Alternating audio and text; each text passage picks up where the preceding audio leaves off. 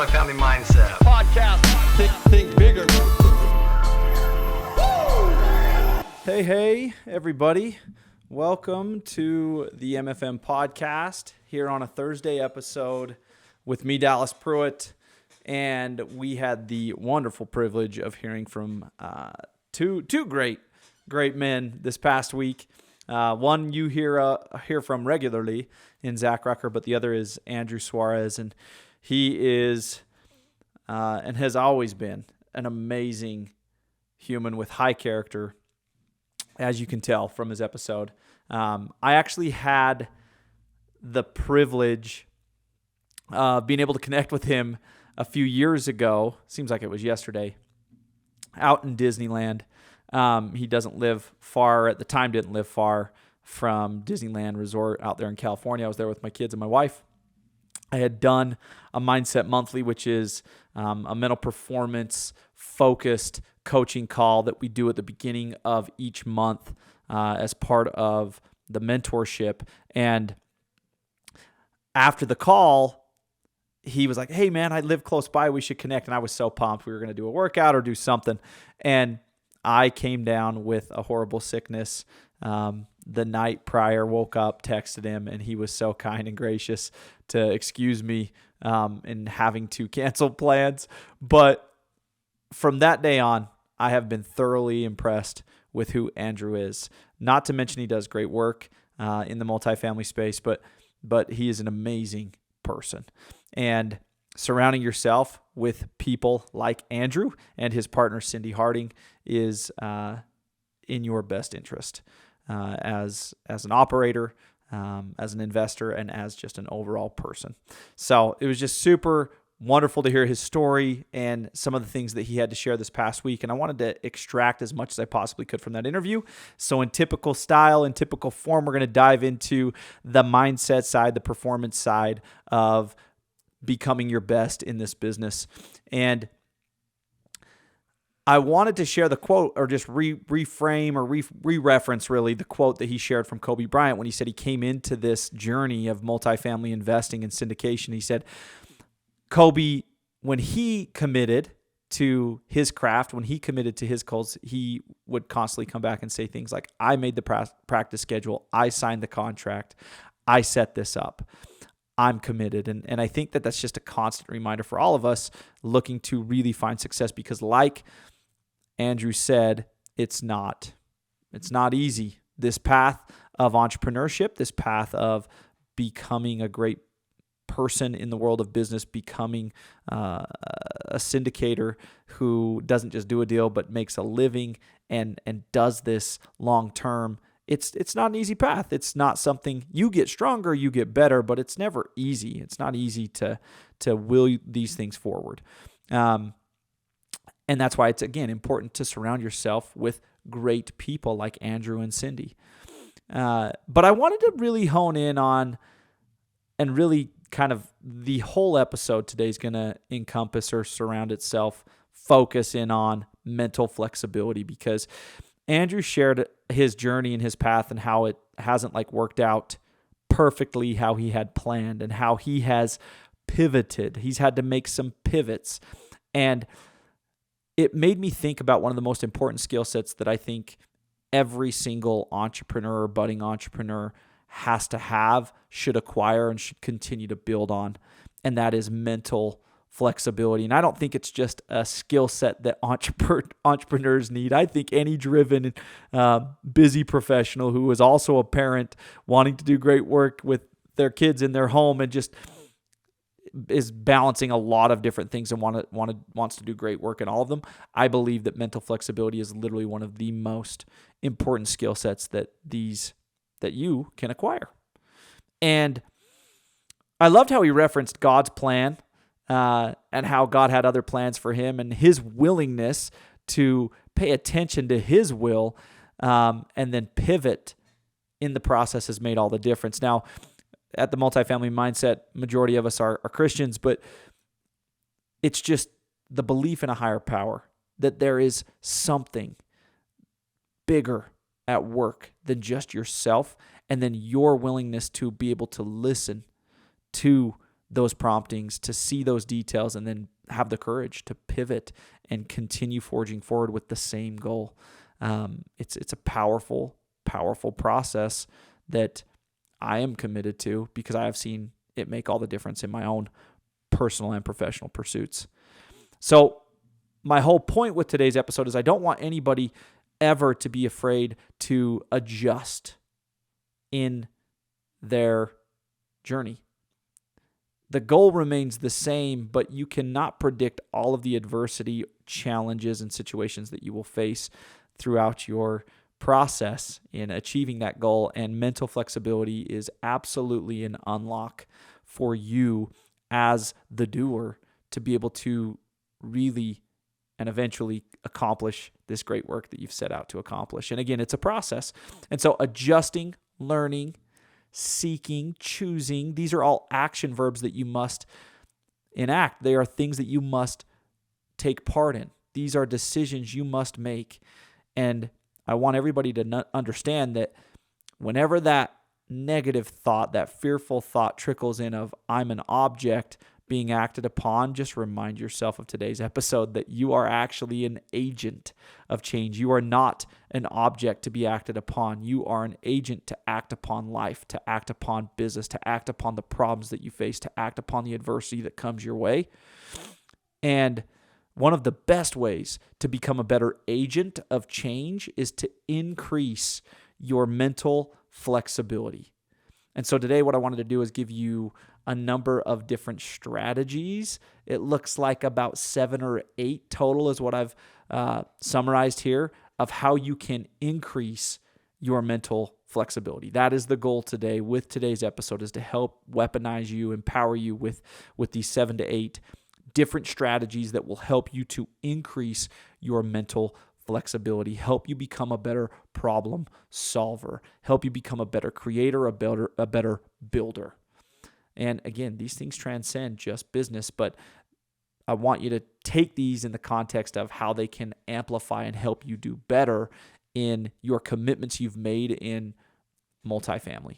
Hey guys, it's Dallas Pruitt, resident mindset coach and consultant at the Multifamily Mindset. You and your goals are our biggest priority, and we wanted to let you know about an amazing tool we've created to help you achieve greater success in your pursuits. It's called the Think Bigger Journal, and right now we're offering 30% off to our podcast listeners. This journal is an effective and efficient everyday tool designed to help you make the most of your days and feed your priorities. The daily and weekly frameworks are strategically designed to help you defeat distraction and feed real sustainable progress towards your most important goals. This journal is backed by positive psychology. It's simple to use, easy to integrate into your day-to-day, and yields powerful results. You can go to the link in today's show notes and grab a copy today. And again, make sure you use code MFM Podcast, all one word, for 30% off your next purchase. So the first is live healthily. Create healthy habits. It sounds so infant, but it's profoundly powerful. Exercise, diet, and sleep. These are many of the obvious, or the 3 obvious healthy living options that can improve and will improve your cognitive flexibility. Quality sleep helps you regulate your emotions, and you're going to feel them. Believe you me, in tackling hard things, you're going to feel emotions. So getting the right amount of sleep, getting quality sleep, is going to help you stay calm under pressure. It's going to help you regulate throughout your day. It's even said to increase your creativity and your reasoning abilities. The data and research show. And so sleep is important. Regular exercise is as good for your brain as it is for your body. I think we think of exercises and fitness as like this bodily thing, but it is just as good for your brain and necessary for a healthy brain. And a diet, the food you put in, your inputs, right? This includes specifically things like fatty acids. It's why I take an omega-3 supplement every single day. Every little bit counts. These things have shown to help improve your brain's cognitive function, or rather your brain's ability to operate really well. The second one today is practice mindfulness meditation. Studies have shown that this practice increases your ability, or the brain's ability, to switch between tasks. And there's going to be a lot of switching between tasks, especially, at every stage of the game. But it doesn't matter whether you're a full-time investor, you do this full-time as a career, or this is a side component to a professional career that you have and love, or you're working to exit the W-2 one day. It doesn't really matter where you're at. There's a lot of switching between tasks when you're an entrepreneur, when you're working in this space. So meditation and mindfulness, these are great ways to help you train your brain, that will help you get rid of distracting thoughts and help open your brain up, open your mind up, and make space for creativity and new ways of thinking. Reading and playing games. I've always said this, that leaders are readers, and reading activates several regions of your dome piece, of your brain, and it activates them all at the same time. This leads to improved neural function across the board, which in turn aids your mental flexibility. Learning new things on a regular basis, what it does for you is it helps you to challenge your assumptions, your fixed thoughts, your fixed beliefs, and it forces you to shift your thinking in response to the different ideas and the different situations and the different types of people and characters that you're going to encounter throughout your journey, throughout your multifamily book. Games also keep your brain stimulated. They're even said to help build new neural pathways. This is really true for any game. Pick what you want. In our home, we like to play some Sushi Go. We like to play some Trouble. I have 4 kids. Don't ask my 12-year-old. She doesn't like Trouble because she seems to lose every time and is a poor loser. She's got to really grow in that aspect. But reading and playing games. Number 4, expose yourself to new experiences. Learn new things. This could be something as simple as picking up a new language and creating a system in your day where you're learning new words, new grammar, new components to that language.